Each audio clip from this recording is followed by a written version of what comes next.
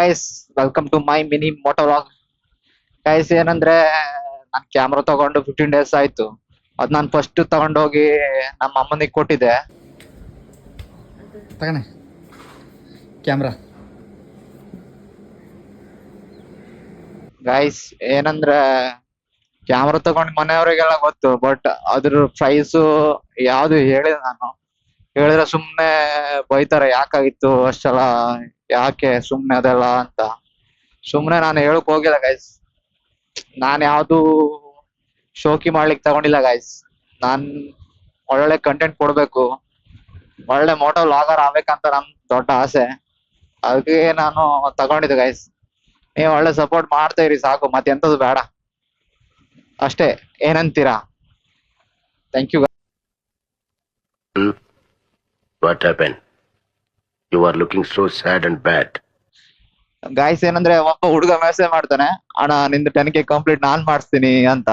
ಆಯ್ತು ಸರಿ ಅಂತ. 10K ಏನೋ ಒಂದು 5-6 ಫಾಲೋವರ್ಸ್ ಬೇಕಾಗಿರ್ತದೆ. ಅವ್ನ್ ಮಾಡಿಸ್ತಾನೆ ಗೈಸ್.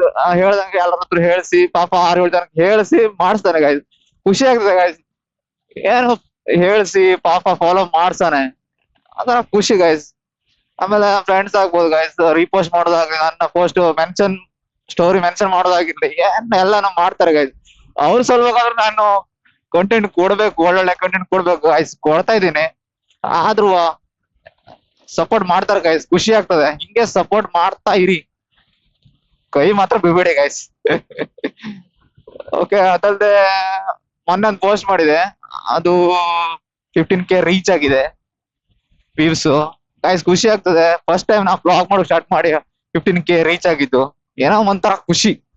ಖುಷಿ ಅಂತ ಬೇಜಾರ. ಮತ್ತೆ ಅದಲ್ದೆ ಅದ್ರಲ್ಲಿ 85% ಜನ ನಾನ್ ಫಾಲೋವರ್ಸೇ ವ್ಯೂ ಮಾಡಿದ್ದು, ಲೈಕ್ ಮಾಡಿದ್ದು.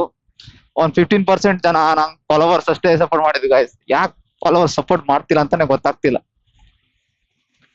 ಏನೋ ಮಾಡಿ, ಒಂದ್ ಸಪೋರ್ಟ್ ಮಾಡಿ ಸಾಕು. Thank you so much guys. ಹಿಂಗೆ ಸಪೋರ್ಟ್ ಇರ್ಲಿ.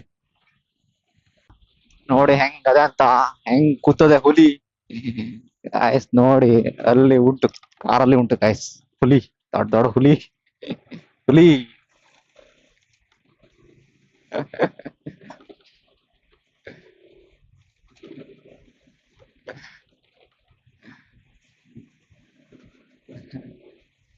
ಗಾಯ್ಸ್, ಹುಲಿ ನೋಡಲ್ಲ, ನೋಡ್ತದೆ ನೋಡಿ, ನಿಮ್ಗೆ ನೋಡ್ತದೆ.